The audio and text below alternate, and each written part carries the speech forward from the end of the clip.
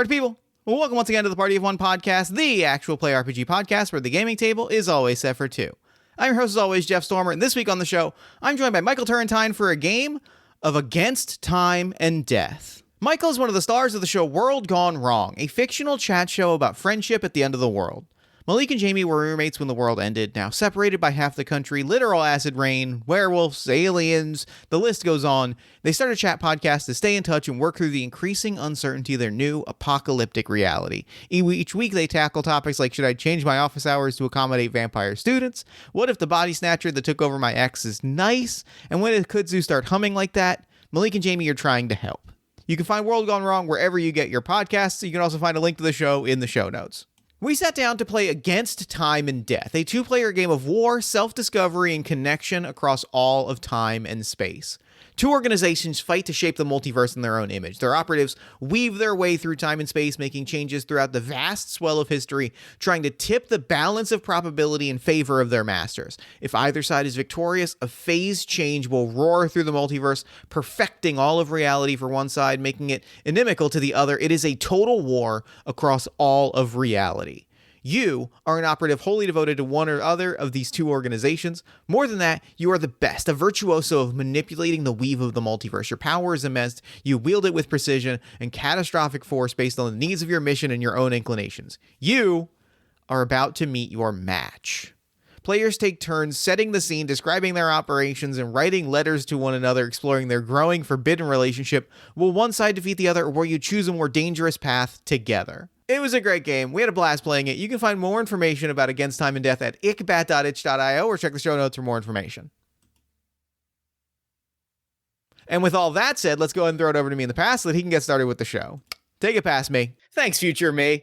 I am so excited. I know that we have been talking about this game for a good minute, and I could not be more excited. I'm sitting down with Michael Turrentine. Michael, thanks so much for coming on Party of One. Thank you. Oh my God, I'm so excited to be here with my cats in my home with you on my screen. Likewise, I mentioned this to you off mic, but Carla Tortelli will most certainly make it. She's already been kind of crying and saying her hello. And she is the loudest. I have been around cats my entire life, and this beautiful baby is the loudest cat that I have ever met. Really?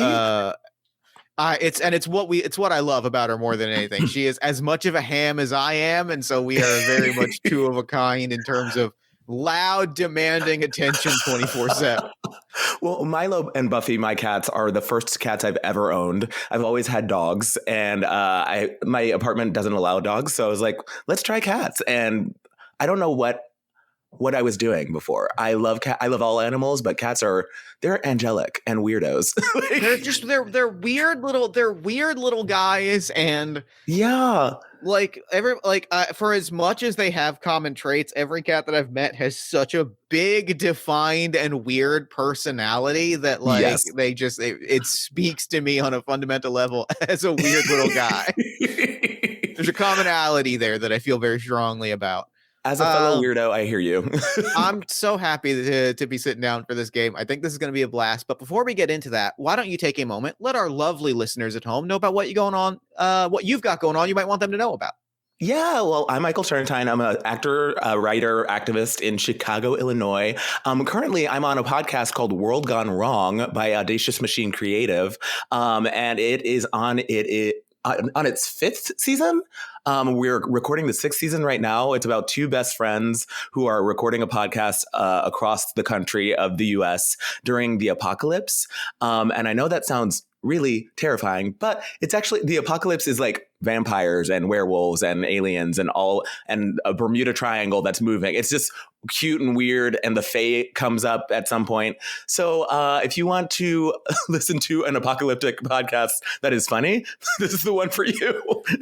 I mean, I love it. I really, really enjoy it. And it is that sense of, there's a real sense in the show of and I talked to Eleanor when we did the show together about there's a real sense of laughing at the absurdity of it that feels both that the show achieves of having this heightened sense of, yeah, there's a moving Bermuda Triangle, there are werewolves, and but that feeling of logging onto the internet and just seeing the most baffling apocalyptic thing you've ever seen and going Yeah, if I'm not laughing at this, I'm pulling out my hair. And so like there is a distinct joy in kind of like feeling that there's a release and a like a catharsis in hearing the show and being like, yeah, vampires, it's not worse than what I'm going through right now.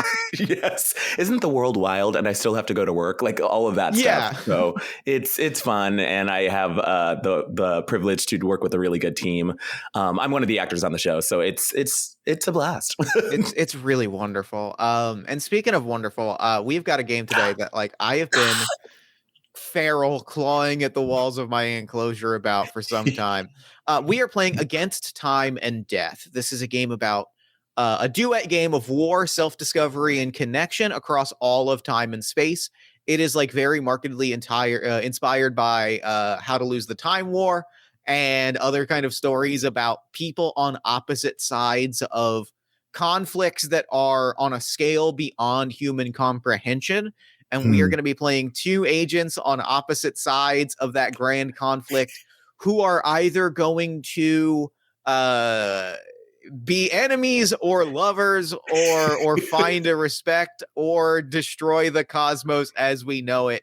All the possibilities are fun and exciting, and I'm really excited to see where it goes. But let me throw you this and say, like, what is it that you're excited about? What is it that you want to get out of the experience? What are you bringing to the table today? Yeah, oh my God. Sorry. The explanation of the game is so vast that I'm like, oh yeah, it's so simple. Yeah, we're just playing a game about time and death and war. You know?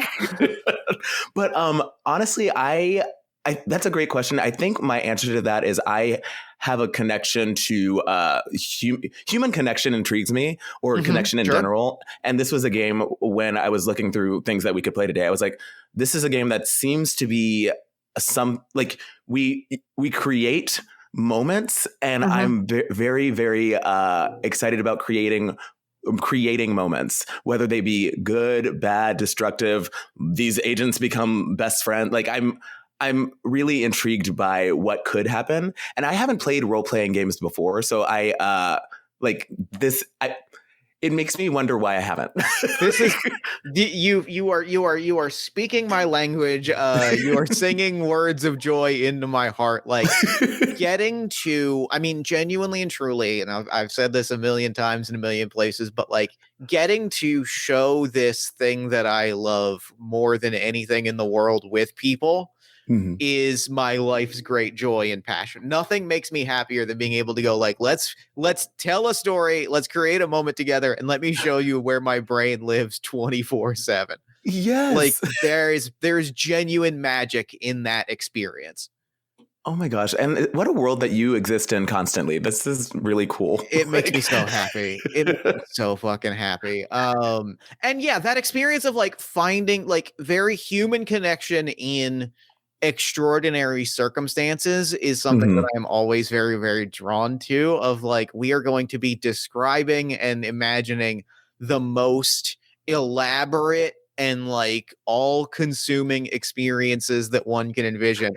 But what matters, all of that is in the background to the way that these two people are going to like find and relate or not relate to one another, and that is captivating to me. Absolutely. Again, connection. It's just it sounds simple, but it's so vast. I'm so excited. And so to begin, we are operatives on opposite sides of the multiverse who are part of organizations that are at war. We're going to kind of understand what those organizations are, what our multiverse looks like, and then we'll start to create our characters from there. Oh my God. So I'm going to throw this to you. And I want you, let's think about this for a moment. We need to decide two concepts that feel like they're in opposition. Examples in the book include nature/technology, motion versus stillness, fire versus water, light versus shade, nostalgia versus innovation, birth versus death. Two things that are like intriguing to both of us, and something where neither side is like unambiguously bad, like a good and evil, like something where two concepts that are mutually opposed in a very interesting way. Like, what comes to mind when you think about that? When you think about concepts that are uniquely opposed? Yeah, the first thing that came to my mind was the past versus the future. Past versus future is really good. And then oh gosh, then I'm like stuck on like the elements, like plants Mhm. versus fire, or like the sky versus water, or cats versus dogs. But Past versus future, like, is so interesting because, like, what does I think that's the one I want to run with because I'm so captivated by the concept of like an organization impacting worlds and impacting like life and worlds and universes yeah, informed by either concept. And like in the sense that like it is a very like like in very big literal metaphysical ways, like I want to understand what that looks like, and that gives us a lot of like fruit on the vine to pull on and explore in fun and weird ways. oh yeah, it creates a bigger playground. Oh my god, you're good at this. So once we've got our concepts, past and future, we envision what the far future might look like if there was an organization defined by each of these concepts, and like how they would shift the multiverse, its contents, intelligence, physics to that view. Like, what Mm. does it mean if if the multiverse is claimed by the past, or if the multiverse is claimed by the future? Ooh, well, technology would be vastly different. Mm-hmm. I'm obviously that's like the go-to low-hanging fruit, but the other thing that I'm thinking is like how, if it was informed by the past, how would people's like minds conceptualize like ideas or themes? Like I what would like, I almost like where my brain goes, and this is we're playing in big ideas immediately, and I think that's very exciting. Like where my brain immediately goes is almost a bigger picture of the past than even one with like human existence. ooh, yeah, Like an yeah. ideal state of like if it's the elemental force of time past, I think about the science infographics that you always see that kind of make my brain hurt, where they're like Yes. this pixel is all of human existence and Yes. this is everything else. And like I think about that, and so like thinking about something where it's like this is the essence of the past, it's Mhm. like this is a cosmos of almost component, like this is almost like breaking the multiverse into its component parts. Yeah, for sure. I don't know why, and this may not be make any sense or be valid at Please, all, but I'm thinking those are in always my favorite suggestions. 100% of the time start with this might not make any goddamn sense. it just made me think of like trees Yeah. where the stump and the rings of the trees, Hmm. it just made me think of that, where it's like, okay, so these are moments captured in time within this tree, and I don't actually know how the rings form, but Hmm. I need to do more research on that to see if I can have a full thought on what I'm thinking. I've got it. Well, building on that, like the way that I this is showing me that I've retained things from school that I'm very excited. What it is like as the tree is growing, like it like basically almost like places new wood over top of itself and like grows new bark that either sheds or like as it grows and like places over it, what you're seeing is like what the size of a tree was in its previous iteration. And so there is something almost like Oh, very I cool love about the this. idea of like the past as The for almost severed, discrete, traceable moments. Yeah. If And we're like, oh, Go I ahead. love it. Oh God. Yeah. Because that, of course, now it's like, of course, these are opposed, because if the past is the past and the future is encroaching onto the past, the future is kind of growing around the past or burying the past or trying to, for quote unquote a better tomorrow. But the Mhm. past is like, well, no, we're doing pretty good. You know what it says to me as we're looking at all this visual and I'm thinking about like the rings of a tree. Mhm. It really makes me think about like the past as, the rings of a tree are traceable, they are trackable, they are immutable. You can see exactly like what that tree was, and you can see all of the events that happen to that tree. If you see like warped spots in the rings of a tree, you can be like, oh, that was a spot where it got burned, or that was a Mm-hmm. spot where it like absorbed water, or it had fungus. The idea of the past as like immutable or fixed or even like frozen Yeah.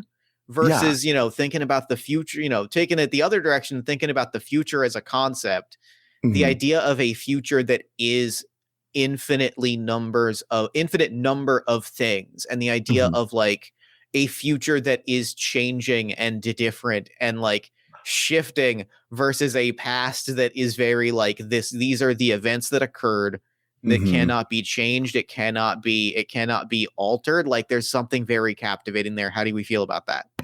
Okay, what my first thought was, you're really good at this. And my second thought is, this excites me so much because Great.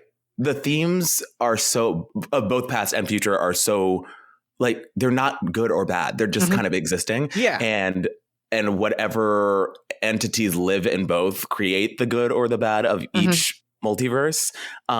Also, how dare you? You're good at. Sorry, you're not not me being like, oh my god, a tree, and you're like, yeah, a tree, and the most poetic thing you could say, and I'm like, oh my god, what? Now I feel brilliant. What's happening? That's it. That's game. That's games, baby. That's where it lives. I'm like, you're right. That's Okay. exactly what I meant. I'm so thrilled at this. We have kind of figured it out. So we've got this idea of like an immutable past versus almost a quantum or infinite future. Yeah. What are the names of the organizations that enforce these things? Ooh. Immutable past, infinite future. Safe space. Future could be Infanta. Infanta's very good. I like Infanta. I was even, and then for past, like pulling on the analogy that we've been using, I want to call it like the tree ring or the ring of trees, or like Oh, I love it. where it like is deliberately playing with that metaphor, like something like, I think the ring of trees feels very solid as a Yes. like, this is the universe, the multiverse is like a ring of trees. There is a set series of events. There is a time, like there is cause and effect. There is a timeline. It is akin to looking at the rings of a tree. Yes, I love. Yeah, the tree ring or the ringing the ring of Ring of trees. trees and I love that. Infanta, like And Infanta as like a play on the concept of infinite, as like things are there are so many possibilities that could take shape. Why not take shape of all of them at once? exactly. Oh, multiverse. Fucks. This fucks. This fucks. I live. This fucks. This fucks. Great. Ring of trees. Oh, that's so cool. We have got to define some terminology. Okay. What are we calling the multiverse? Is it the multiverse? Is it the braid, the weave, the tangle, the network, something else entirely, the totality? What do you feel like describing all of creation as? All of the questions are so. The questions on this are so fun. I love it. There's like a whole game to get into after this, and I'm also just so like funny. just sitting in just filling out this questionnaire. I'm like, this might be the whole episode. We'll find out. I love it. It's like, how would you solve world hunger? I'm like, okay. To start, we've got a game to play, but first, what are your thoughts? Okay. I'm gonna stop prefacing with safe space because I feel safe and I'm throwing all these ideas out there. That's the goal.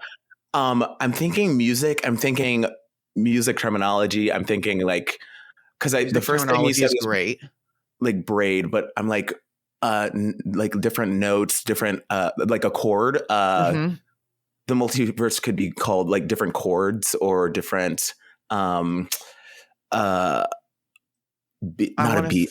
I want to almost like, because the next question is, what is an individual component? If the multiverse is the orchestra and a component is a note, where like a world is like, this is the note of X. Yeah. There's how does that feel?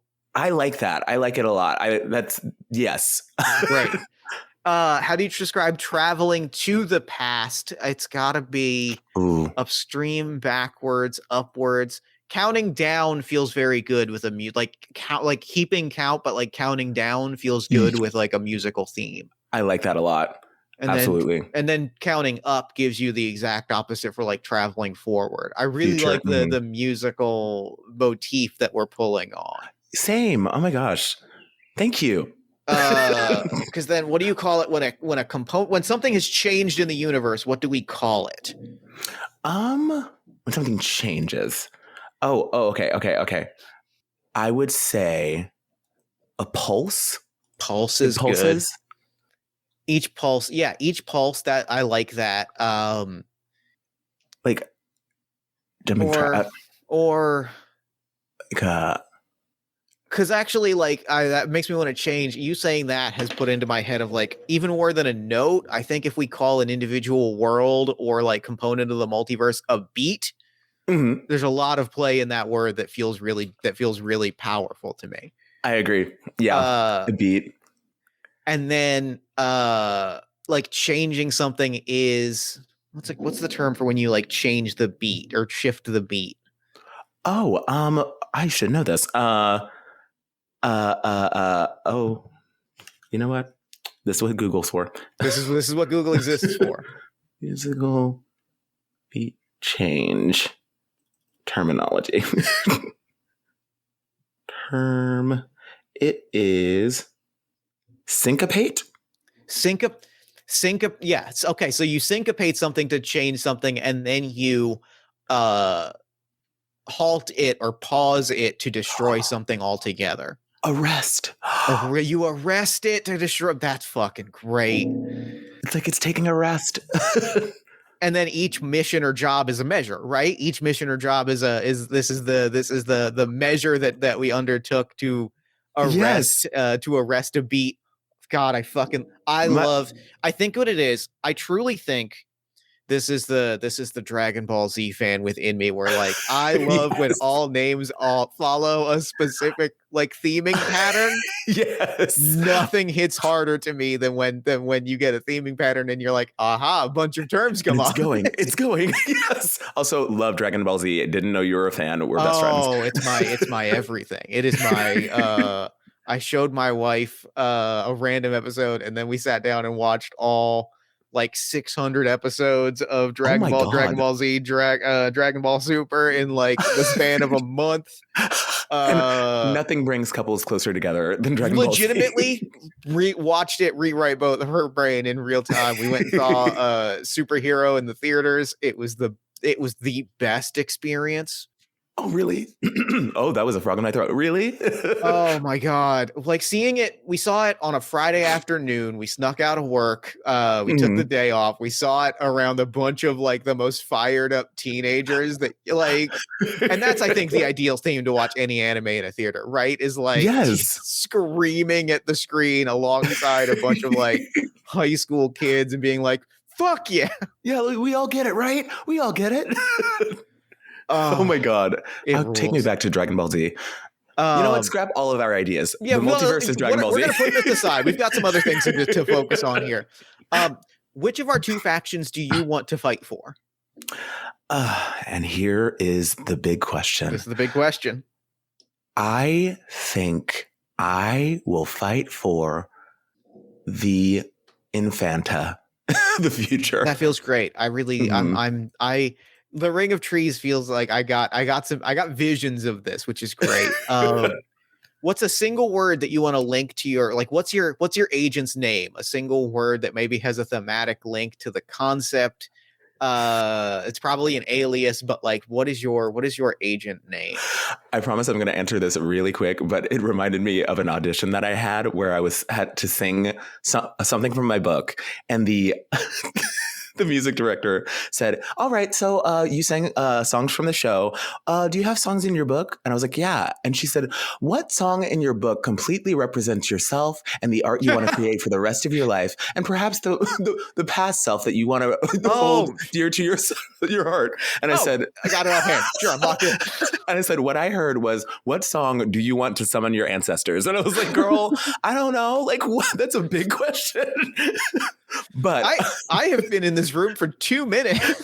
I was like, hi, I'm Michael. But okay, so a single word that could represent my name. Something that ties into the concepts of Infanta, that ties into the concepts of future. Echo. Echo's great. I'm gonna be Agent Oak. I feel like pulling on tree names feels good. Agent Oak's got a ring to it. Oak and Echo. Oak and Echo is really fucking. That's beautiful. Now that you've put them side by side, which I was like, obviously we're gonna have to do at some point. Oak and Echo is good. I'm rooting for them. Yeah, this is great. Describe your mode's preferred mode of action in this war through time and space. So now that we've got the picture of the war, right, to kind of sum up all of the very big concepts that we've been playing in, across the orchestra, there are all these beats. Mm-hmm. There are all these beats. The Ring of Trees believes very much in the idea. It's almost like they believe in the idea that like there is an order that things occurred. Things can be understood. They can be laid out in a narrative order. They must be laid out in a narrative order. We must understand what has happened and have a definitive, correct procedure.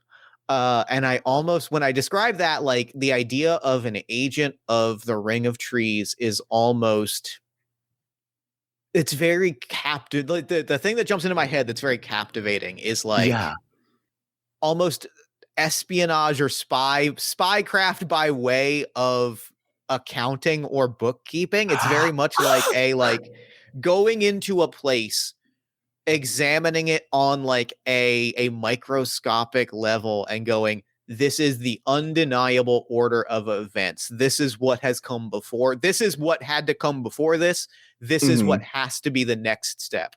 It's placing things in an order, and it's kind of cataloging it almost like an anthropology or accounting or like archaeology of the cosmos, of like, here is where this is. This is the next step in the process. I'm obsessed with this. And you, oh my God, I'm writing so many notes down currently because I'm so inspired. That's so good because it's inspiring structure. It's inspiring not self-preservation, but preservation. Like we know that this is here and we want to keep it here and we think it's good. So like let's structure. Yeah, go ahead. It almost, then hearing you say that, like it's almost building a bridge, right? It's almost it's sort of saying this must be where this goes. Yes, we've seen all of the notes prior to this. We see all of the beats that led us here. It must, we're building a straight line, which I think is very captivating and compelling. Whereas Infanta like is that idea of like infinite futures. So like, what does that look like as agents kind of explore the orchestra? Oh my gosh. Okay. So the two things that I wrote down while you were talking, because you inspire me every day of my life, was water against rock it's what it's feeling like. And I also wrote, change or shifts can happen without cracks. So what I mean by that is like if I'm thinking that the Ring of Trees is trying to maintain structure and it's very solid, Infanta wants to let them know that shifts can happen. I'm assuming the Ring of Trees is scared of shifts because cracks can happen with change, or like with movement or motion that was unplanned. Yeah. But like I'm over here, Echo's living here in all these different realities. I'm just making things up as I go. Echo's living here in all these different realities and being like, hey, look at what all of this can be. And all of it can be good, but why are we limiting ourselves so much? Like why, like change is welcomed. Shifts are welcomed. And also when we have when you go towards one beat, we forget the entire song. So like I'm trying to unlimit us. Sorry. Earlier you had said like offhandedly saying like think of a tree, and then then your exact words were you say think of a tree, and then I used drop the thing, and then I watched you in response to this drop 3 of those beautiful and poetic things that I've heard in my entire life, and so like we both see how this is going. We're great. Yes. The phrase of like reality shifts can happen without cracks immediately puts into focus like the conflict and like kind of the maybe I would say like oppressive parts of the Ring of Trees is like not just putting a bridge but putting like walls and saying like this is how this must occur. And so there is kind of a shattering of those walls, and like that's where conflict happens, right? And kind of like bridging beats to other possible beats and creating a web instead of a line is so magnificent. Like we haven't even started playing, and I'm so excited. I feel like now that we've got our terminologies and things, now we're ready to lock the fuck in. Oh my god. Oak and Echo is a book that I'm totally gonna write now. I'm feeling this fucking energy. Okay, great. So we've got a deck of cards. We split it into 2 halves. All of our red cards are on one half of the deck. All of our black cards are in the other half of the deck. Each of us will be represented by one of these 2 colors. Which color do you think represents Infant? Like, does it matter, or do you want to flip a coin? What are you feeling? Oh, is it red and you said red and black? Oh, there it is. Oh, it doesn't matter. All right, then I'm just gonna take. I'll take black because it's on the left side of the screen and my mouse is hovering over it already. Great. Okay, here's how this is gonna go. In a traditional game, the time war would last for 8 exchanges, followed by the end game. If we get to all 8 exchanges, great. If we don't, we'll play through a couple and then see where we land. Okay. To begin, each player draws 8 cards from their deck into their hand. So the way that works in the thing is you just click and drag it to the bottom of the screen where you've got this white bar. And that's your hand. So we're just going to grab 8 cards. It's 5, 6, 7, 8. I'm so slow. If you're unhappy with your hand, you can return all your cards to the deck, shuffle, and draw again. I'm going to keep it. And we'll see how it goes. High cards beat low cards. Jacks count as 11, queens 12, kings 13, and aces 14. Face cards raise the chaos level, which is bad. But you may also play a card face down. Face up cards always beat face down cards. Oh my god. So like when you look at your hand, you already got an idea for a feel for how the war might play out. If you have a great hand, your faction is likely to win. A terrible hand, your faction will probably lose. Play towards those expectations and let our knowledge of potential futures color our operatives' operations. Wow. Okay. This is great. So like look at your hand and like think about like you're trying to play a higher card than the other player's card, and like let that envision. I'm thinking actually the more I sit with this, do I want to play to win is the question. Right. Where's my brain living? Okay, wait. First question. Remind me, I missed the page. Remind me the value of each card? The value of the card is the number on it. Jacks are 11, queens 12, et cetera, et cetera. Kings Amazing. 13, aces 14. And also, you literally just made a great point where I was like, okay, look, we're in a casino, we're playing cards. And then I was like, oh no, wait, what is my goal as operative Echo from Infanta? I sat back and I was like, I looked at my hand and I was like, do I play it straight knowing that this hand is not very good? Or do I shuffle and try to get a better? I'm going to play it as is. I'm just going to stick with it and let the story go where it goes. Me 3. Okay. Each exchange in the time war consists of a single scene. I'm going to be the orbit. You will be the axis. Okay. So first off, I am the orbit, so I will prepare the play space. What does that look like? I think we've already got that done by way of the deck, so that's great. I'm going to choose a prompt and frame a scene. So let's flip over here and frame a scene. Describe a location or event anywhere in space. And this location is currently favors your faction's vision. Okay. So right now we are just I'm visualizing a scene. We don't have any scrutiny, which is like people have their eyes on us and are stressed. Confluence, which is the chaos of the multiverse, is limited. We have not blown up the cosmos yet.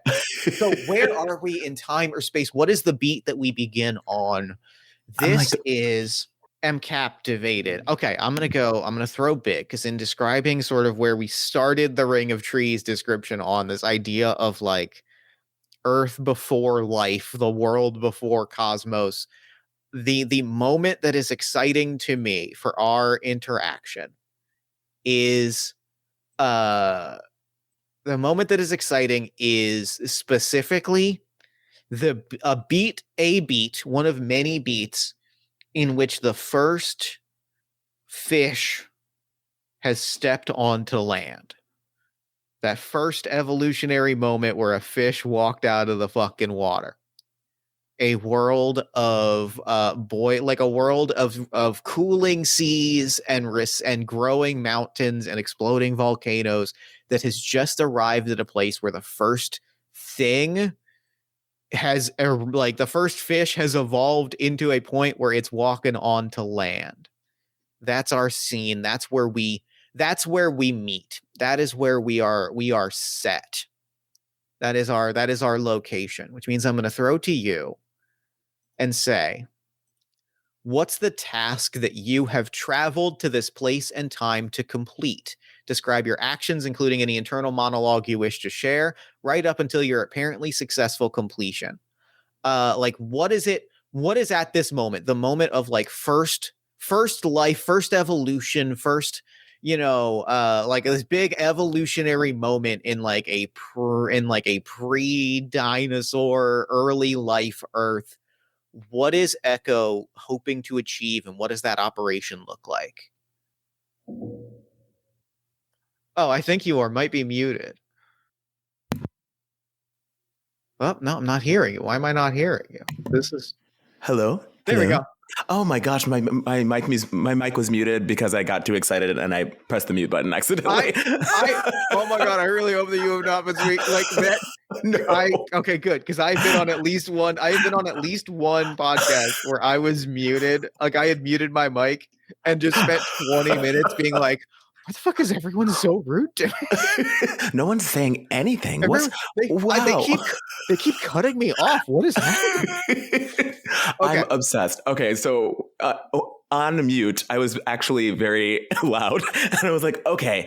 I was thinking that everyone in Infanta is they weirdly speak in not poetry, but like everything they say is sneakily broad and like beautiful. So I was speaking like hypotheticals almost. Yeah, where it's like, okay, so this is the moment where evolution is happening, a page is turning. And honestly, I, as one of the agents, kind of want to not just watch it, but like experience it and make sure that it happens correctly. Where it's like, okay, a fish is coming out of water, going onto land. It's kind of like the birth of a new moment. Mm-hmm. So the agents from Infanta just watched new moments be birthed, and we're not talking about birth, like usual birth, but it's just like the first time a volcano like went off, or that's the scientific term. The first time a volcano went off, or the first time like a monkey grew human. The first time a monkey thought, oh, I got to worry about taxes. Sure. I was great in science. But like, yeah, I think Echo was sent. Okay. Safe space. Yeah. I think Echo, there's so many of these agents. Echo is one of the ones who it was chosen specifically to travel back the furthest because he, and I feel like in this society, people are kind of genderless, but like, he like is so soft. He's a soft energy, and he is trusted. That's my cat feeder. I'm sorry. He's trusted enough to to take on these early moments with grace and reverence, which makes him even stronger than the other agents. Sure. So all that to say, Echo was sent to the earlier moments to make sure that these moments, these page turns, these first sounds happen correctly and we're in tune That's to great. Infanto's liking. Great invoking of the multiversal language. Like it's in, and like, because like what jumps into my head building on that idea is like in tune with like all of the things that could happen, right? Because you think about like the first time a fish walked on land, like you think about the idea that like that could be 15 different things. Like if it stepped on a rock and if it stepped on a rock and it broke its toe, it broke its leg and died, like that's a different Earth. But it is, but in the world of Infanta, like that's a string of possibility that is just as beautiful as the one that doesn't come to pass.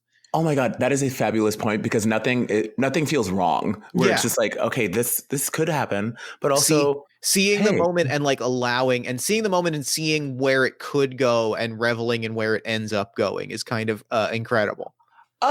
Jeff, you're so good at this.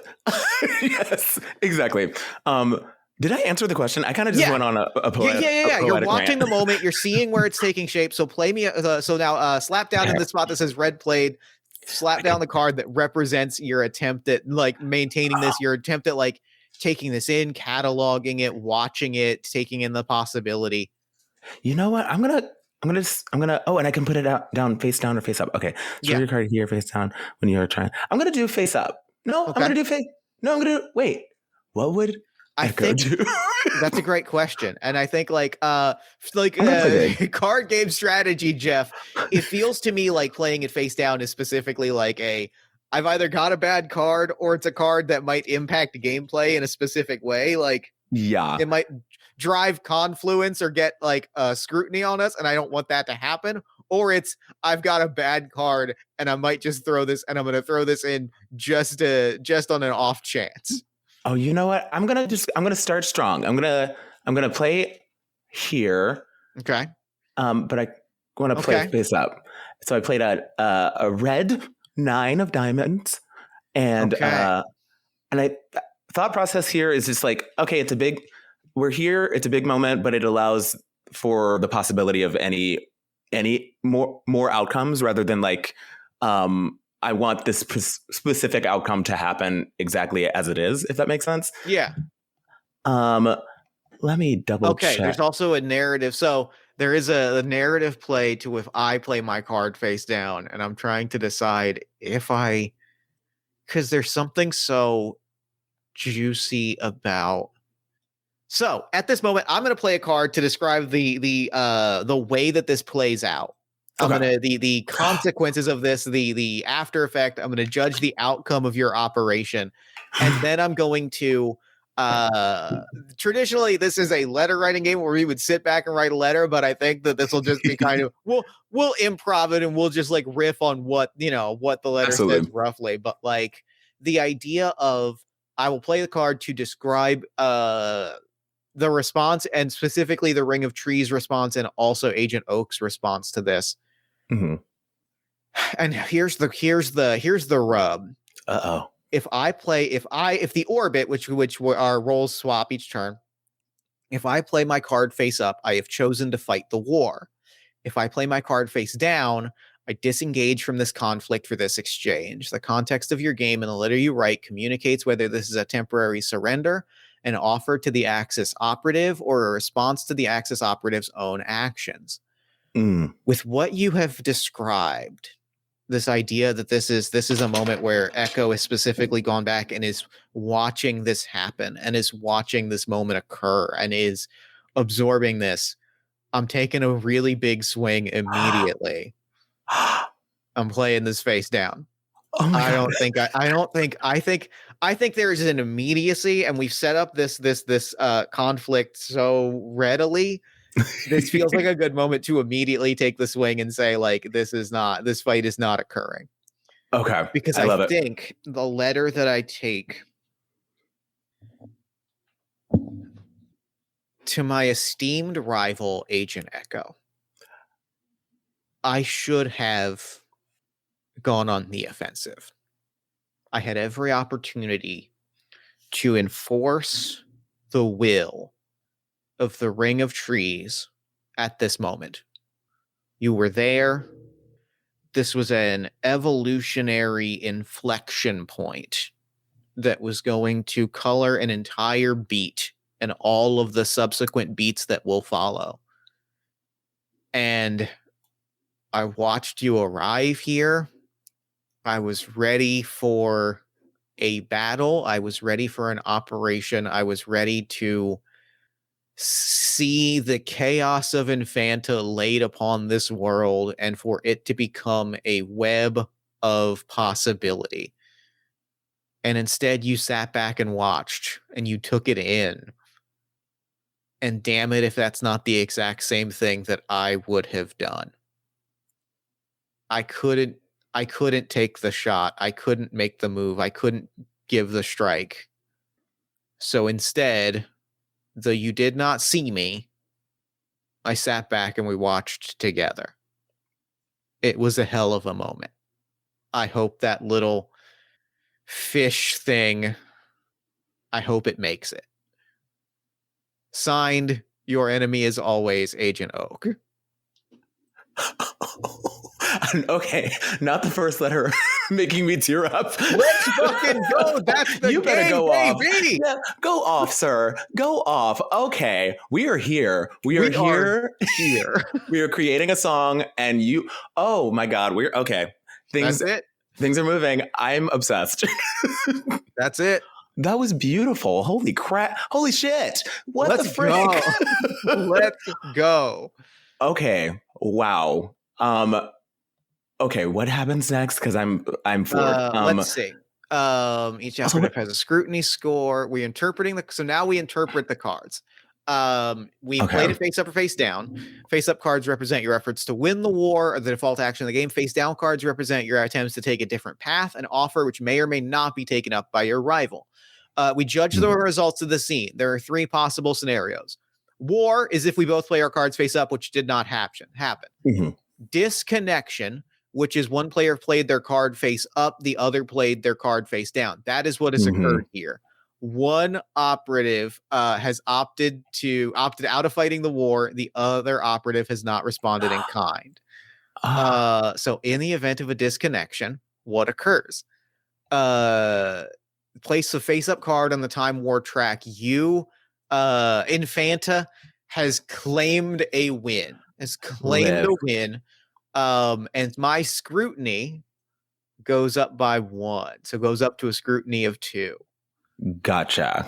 Okay. I think and which I think is really fascinating here is that means 2 things have occurred in sort of back to back.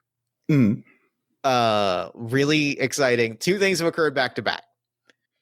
In sort of having this moment where Agent Oak was ready to go to battle and was ready to inflict violence upon this moment and saw how Echo moved and watched and absorbed, I think you've placed the seed of doubt in Oak's mind of I don't know if violently enforcing the order of the cosmos is the right approach. That way seemed a lot better. Your approach seemed a lot better.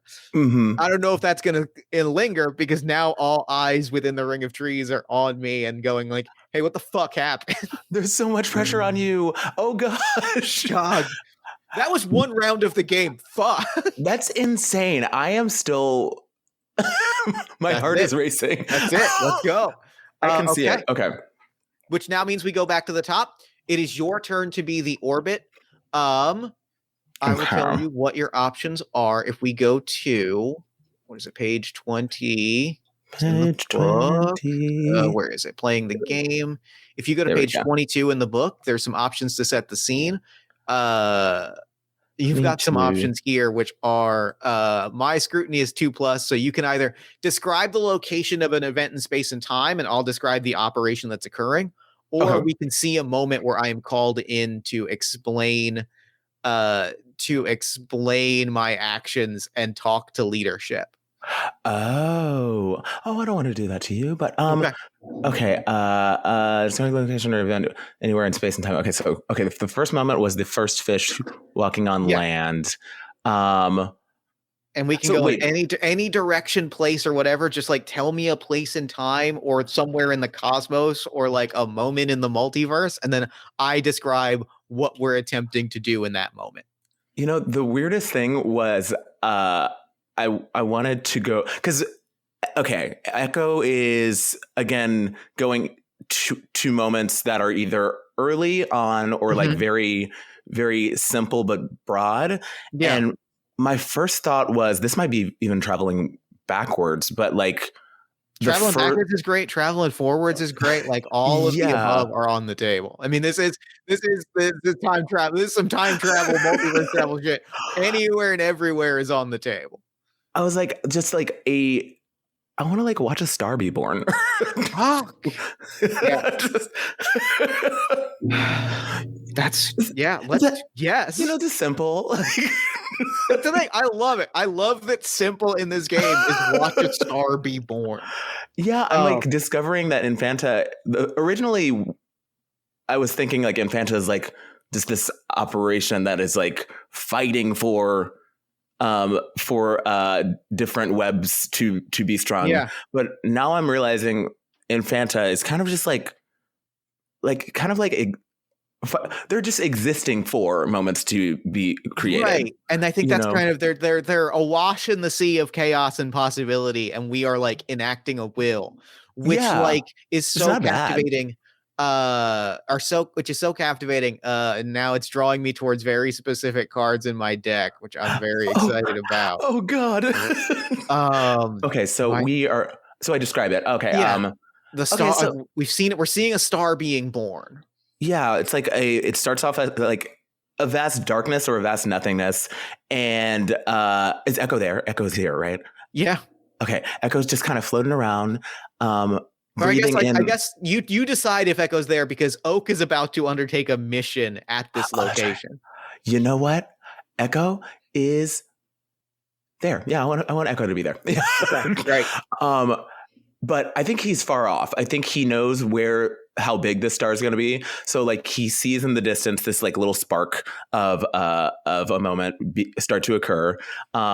He's been waiting there for a Yeah. bit because he kind of liked the quiet, um, and he kind of liked the simplicity of it, and then the air or what not is not air kind of shifts and it kind of alerts Echo that like, oh, it's starting.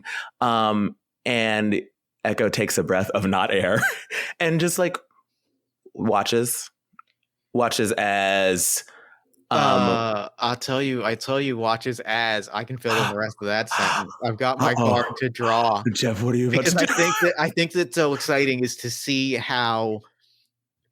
what it looks like when the Ring of Trees executes an operation I'm so excited. or syncopates a beat specifically.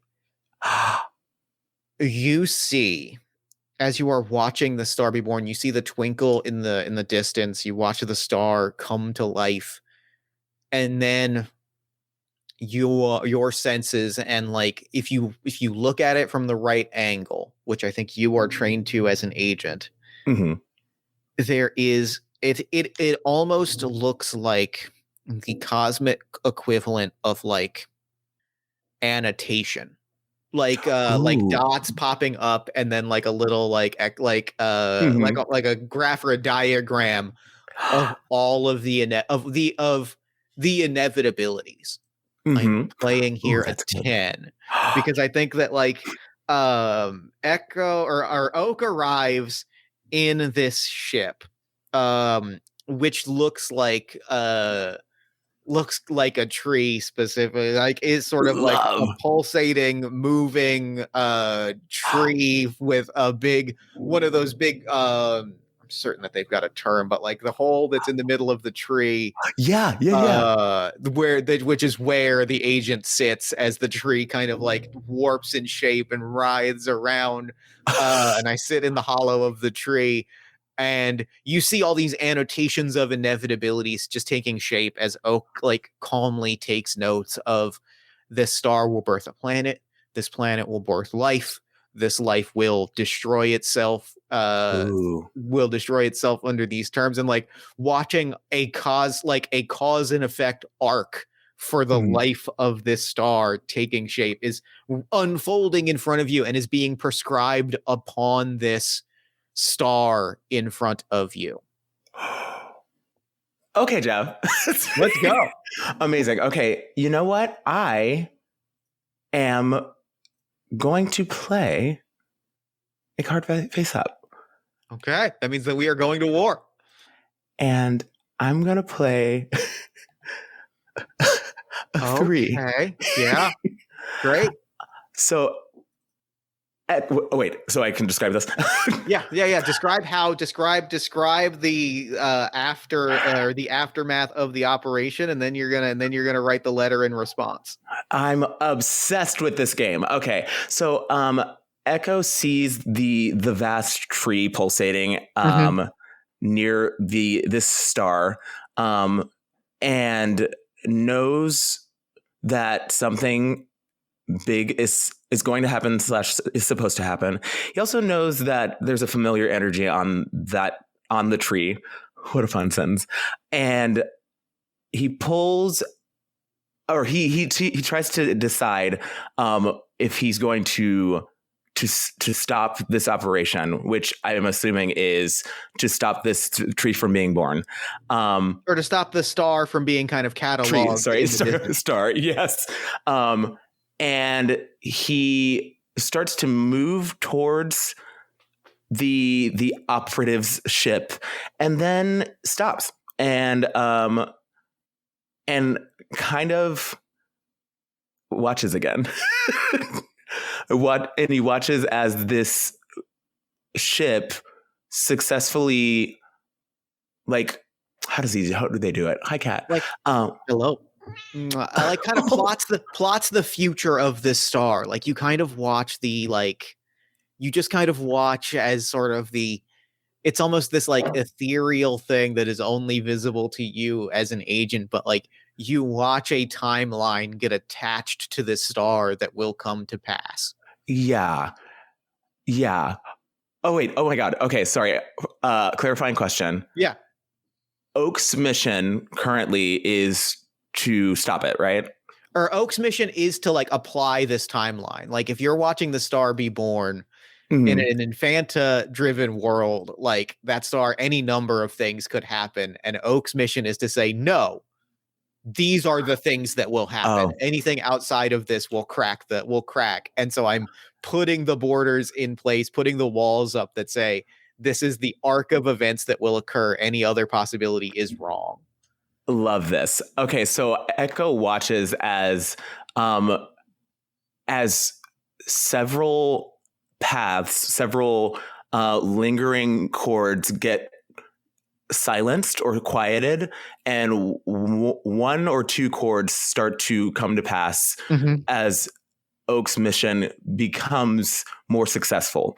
And you would think Echo would feel disappointment or sadness as the limitations of time start to build a wall and go towards one direction, but he kind of he does a one syllable giggle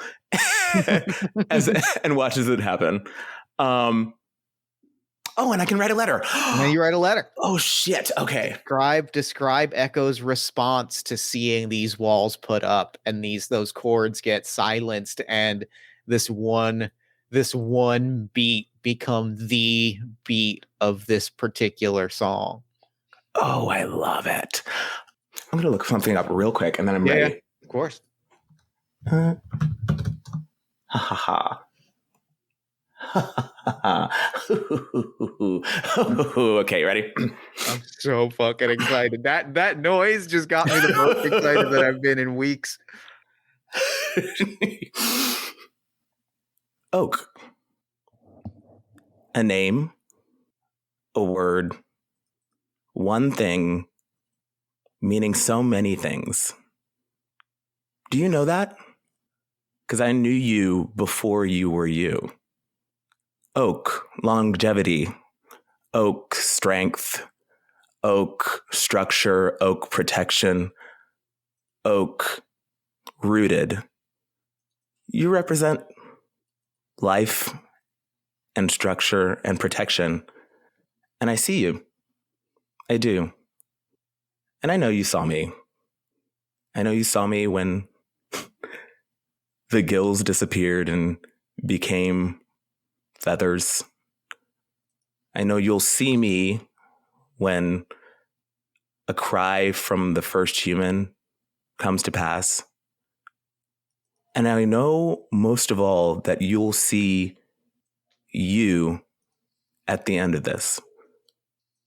Don't be afraid of what's to come, because it's already happened. And I'll be there for you when it does. Best and always, Echo. What? Okay. Yeah. Okay. Yeah. And what I'm and also I didn't get into this in the letter. Echo has stronger cards. Sure.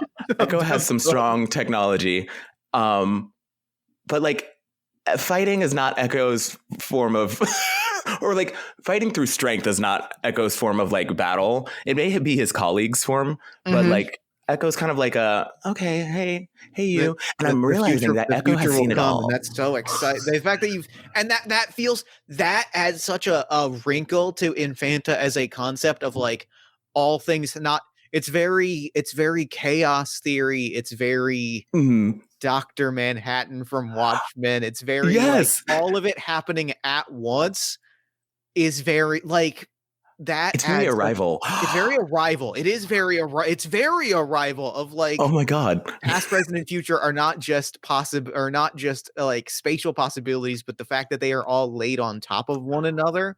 Whereas the Ring of Trees is very much like, no, the past happened. The future will happen. We are in the present in between, and we are organizing these events into an order as opposed to just laying them on top of one another. What is this world we're creating? Whoa. God, I love this game. Oh my God, I love games. Okay. Oh my God, this is fantastic. Oh, wow. Okay, I know where I want to set the next scene immediately. Oh my God, you're so good. Time check. We might do 2 more. We might do half of a game and then leave it on a lingering note. We'll see where we get. I'm so excited.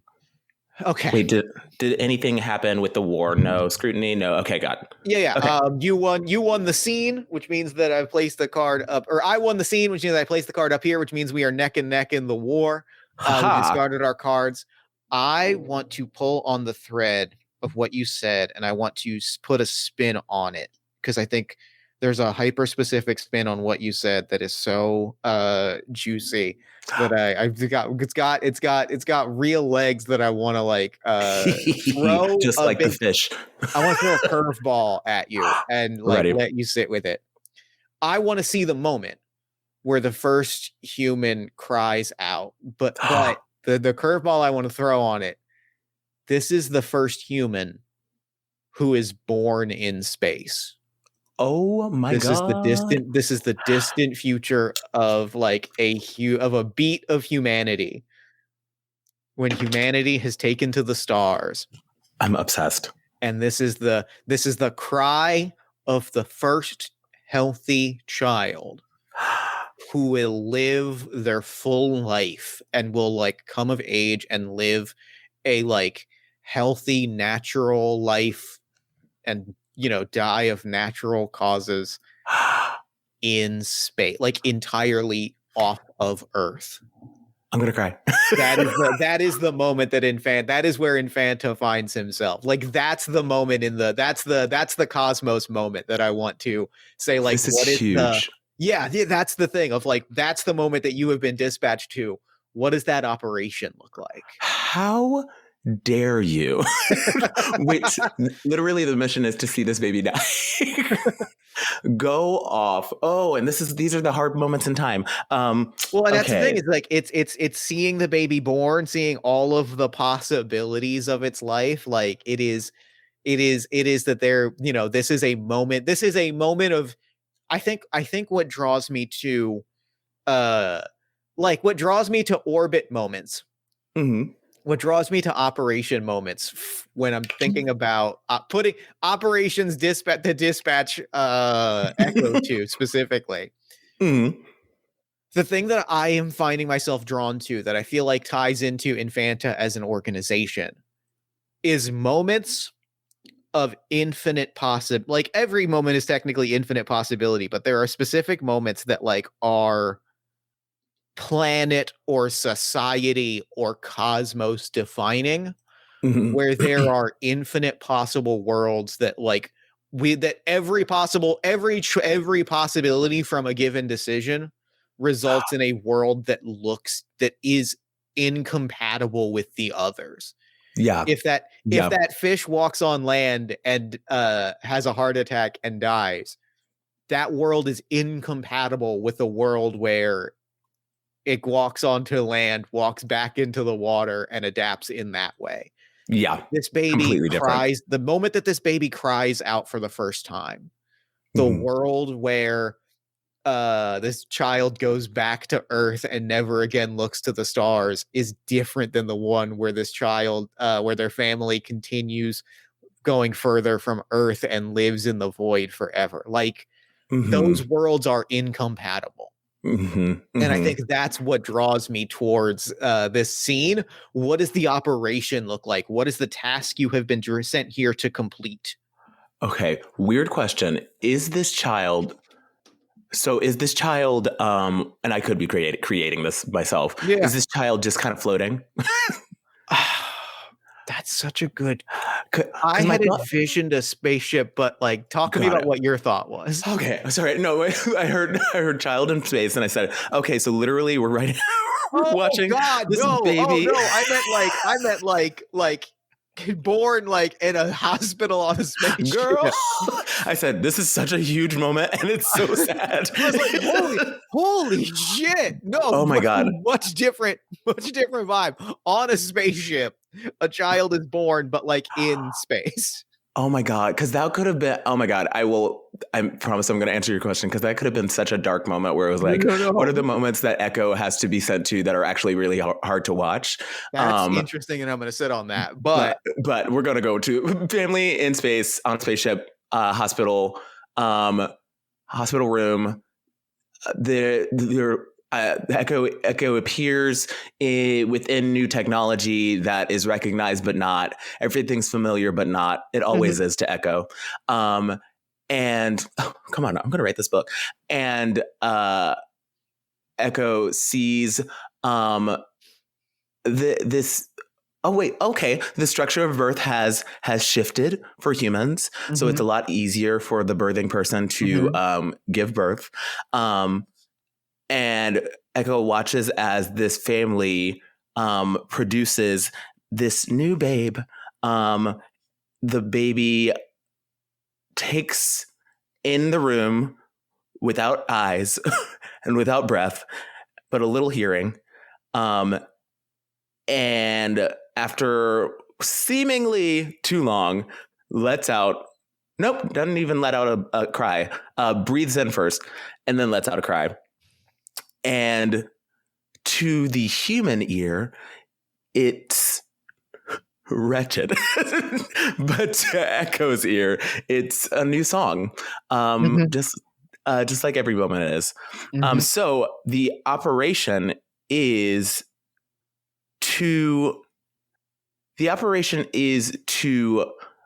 allow this child. Oh, this is too big. This is a big. No, big is good. Go big. This is like a bigger moment where it's like, okay, let's like watch this child grow. Like, because the earlier moments are like, oh my God, the moment that a fish walked on land, the moment a star speckled into space. But this might be like a lifetime of the first child in space moment. And let me know if that's too much. No, that's exactly, I think that's beautiful and great of like, cause like what, like you're watching this child grow you're watching, and that means that like as an agent of Infanto, you're watching this child grow in 17 directions. Which is so cool because I was like, That's oh my so God, cool, wait, right? I was like, that's a huge undertaking. But wait, for an infantin, for an infantin, an infantoniite, I don't know.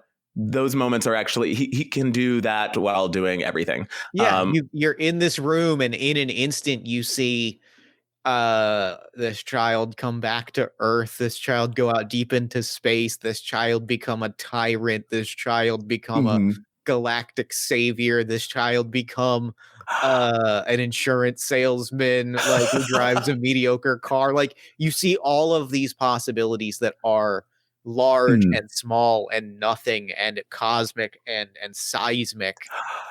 Oh, you know what? Oh, here we go. You know what? I'm going to throw something in here. Yes, Echo is trying is watching this firstborn child's whole lifespan, and with this particular child, this child is very special because it was the firstborn in space. Mhm. However, Echo knows that the fate of this person is that they're going to pass what like mid age from a very rare space disease Mhm. that humans had never known because this is the first child born in space. So Echo is watching this happen throughout this human's lifetime, and Oak, am I allowed to prescribe? Please. This is an instance where I'm like, Oak kind of wants to. If they had a choice, they wouldn't have this person go through something so intense. For sure. I'm glad that you saying that, like, it's so funny that you're prescribing, but also in my head, I was like, there like this is especially because like I think I've got a very clear picture in my head of what I think Oak's operation is here or Okay. counter operation is here. Okay. But I think like in terms of mindset, I don't think Oak wants to do the things that Oak has been sent here, has been like ordered to do in this operation. Uh-oh. Oh God. Oak has the biggest heart. Oh, hi, Oak. Oh. Oak has got a. I'm learning that Oak has a big heart and has been put into a position of not having to kill that heart, and it's I love breaking Oak. mine. Oh my God. Okay. Yeah. So All yeah, right. Echo's just watching a moment of humanity in space. And knowing where it will end, but seeing Mhm. all the places it could end. Play the card from your hand to see how that operation goes. Oh, you know what? Okay, wait. I'm gonna remind myself. Playing face down means I'm not. Means Hold you are on. not engaging with the conflict. I can then choose to either play my card face down and focus on a union between operatives. Oh, you know what? You know what? Oh God. Oh, there's so many. Oh no, the pressure of it all. Okay, so I'm gonna play just because I want to see what happens. I'm gonna play this card face up, I'm and that's an ace. so Sorry for the listeners. I'm so excited Oh because I had no. already selected the card that I was going to play. What? Um, and it was also an ace. I'm gonna cry. What is happening? This game is fantastic. And I think like ties go to the orbit. So I take Mhm. I take this. Love it. However, I think I may want to blow up this. I think I may want to blow this up and I may want to blow up the rules of the game at this moment and propose something. Now that we're staring at a tie, I think I want a moment between our characters to I was emerge here. literally gonna ask that. I was like, can they be in the same room or like Because I in the same think that we are space? in the same room. I think that like Oak steps out of a room and like is over your shoulder and just whispers, they want me to blow it up. Did they tell you why? Cause and effect. closing off of possibilities, putting walls in place. This child must live their life in space. Surest fire way for that to happen is if there's not an Earth to go back to. This What do you child think? will live their life as the first of the spaceborne generation and will live as the child of the last Earthborn generation to ever exist. I have one question for you, Oak.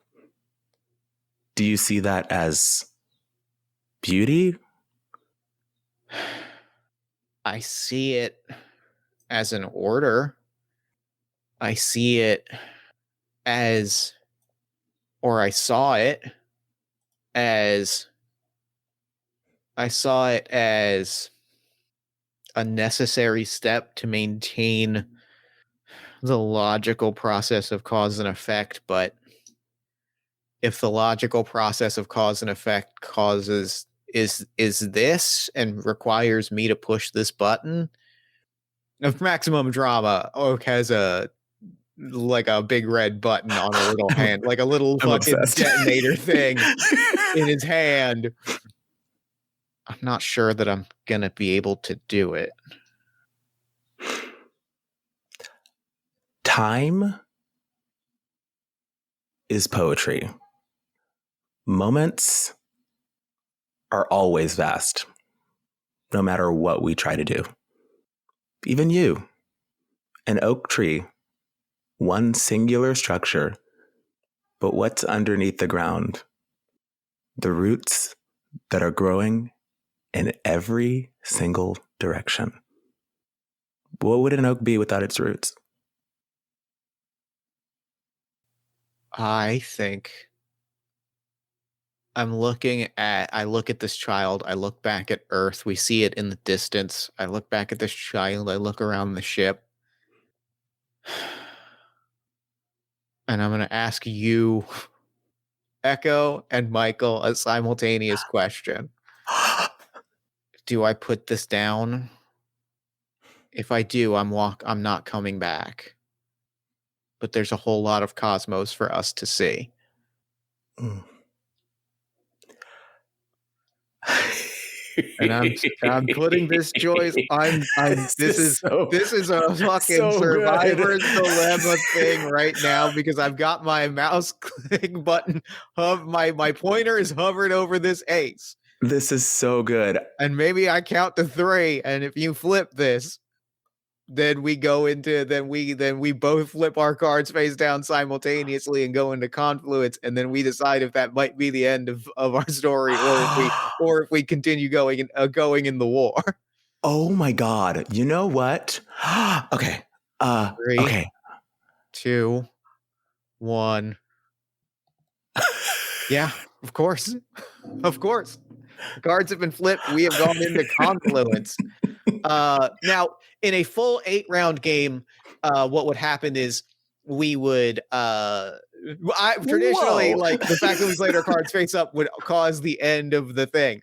In this moment where something else has happened, which maybe feels the most right in this game, is like abandoning the rules of the game and deciding our own destiny. Like, that might feel even more in the nature of Against Time and Death than following the rules exactly. Real. We had flipped the cards. Both of our scrutinies would go up by 1, and we would then just draw the top card off of both decks, and that would determine, like, theoretically who won the war. Great. And then chaos. You drew the queen, I drew the 2, which means chaos increases by 1. Which means that, like, what I love is that, like, there were so many beats in the orchestra that were defined by Earth exploding that now, like, are out of sync. That the multiverse, that the orchestra has lost some of its stability. Yes. Yeah. I also love the fact that if the Earth was blown up, there's so many there's it's not an end. It's like, okay, well, here we go. What's the other multiverse that we Mhm. haven't explored yet? Like that is insane. And now but because we have done this, I think that Oak like walks over to walks outside of the ship and is standing in the vacuum of space on the side of the ship, because we get to play with the laws of gravity and things, Mm. and like the tree ship has like rooted itself around the outside of the ship, and I think he walks over to the hollow and kind of like kicks it with the toe of his boot, Oh, and it like detaches and just starts floating into the void, oh. and he just kind of sits on the side of the ship. Does Echo join him? Yeah, Echo watches as the big red button floats away. The big red button and the tree and the war and everything floats off into the void. And Echo turns and looks at the tree, and Echo turns and looks at the earth. And when he looks at the earth, he sees everything, every part of time, every volcano erupting. I don't know what my fixation on volcanoes is. Every cloud dissipating, every fly being birthed and dying.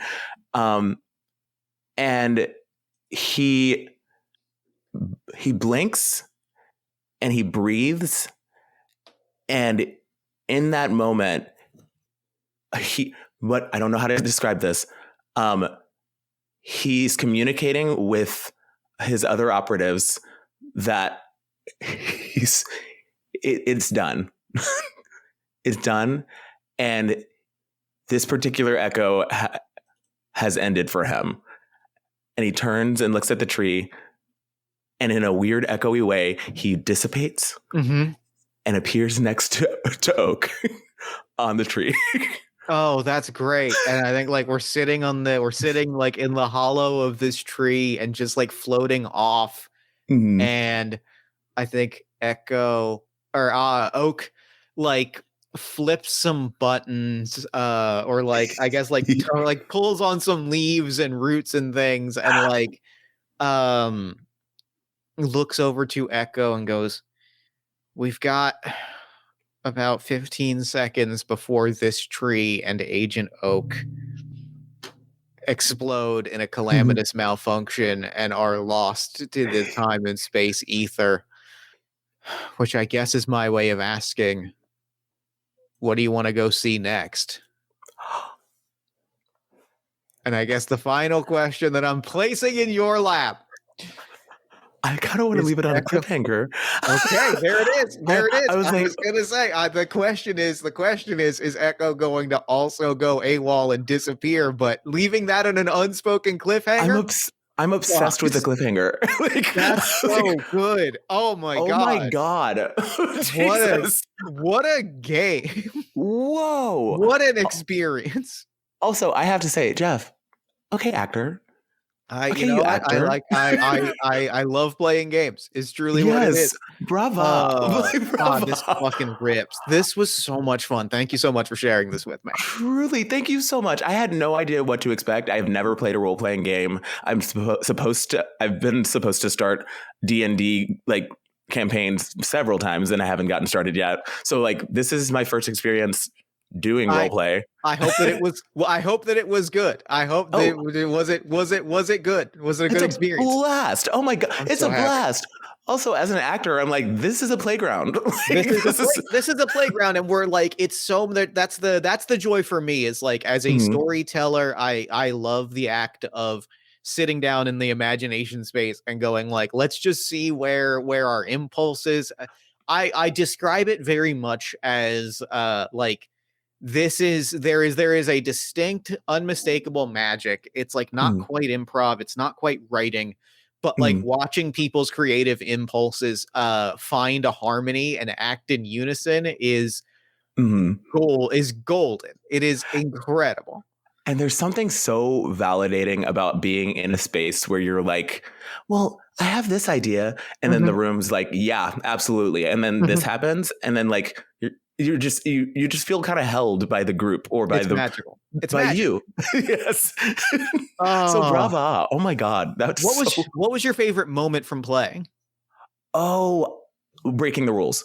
Yeah. But the breaking of the rules where we both felt like, hey, can we break the rules here? Because I feel like this is a moment that's about to happen. Like seeing the moment and seeing the like, hey, I know, and because like the big crux of this game is that decision of like, do our agents follow the rules and like, or do we choose our own path? And like that escalating to a place where we, the players, are like, hey, the rules are telling us that this is what's going to happen. I think we Exactly. need to decide our own path. Oh, Could not have been less expected, could not have been more incredible and beautiful. I also lied. That's my second favorite moment. My first favorite moment was the first letter that you performed. I'm sorry. I like literally the air stood still and I said, oh, we're here. Like I had the exact same reaction when I heard your letter of like, I was just like, I was sitting back and I was just like I felt my breath exit my lungs repeatedly of just oh my going, God. oh fuck. Oh, I was like, I'm so glad that we got to the third scene and went like, this is the end point. But also I was like, man, I wish I could have heard 8 more letters. I Oh, wish I I could have know. heard 5 more. But like every part of it was just this was incredible. Thank you so much. Thank you. This was a blast. This made my life. I'm so happy. Real quick, before we wrap things up, where can people find you and your work online? Yeah, so you can follow me on Instagram at mturrentine5. That's MTURRENTINE 5. Also, Audacious Machine Creative is the production company of World Gone Wrong. So you can follow them on their website, audaciousmachinecreative.com, or Instagram, Audacious Machine Creative. And then also just check me out on the TV screens because I'm all over the place, babies.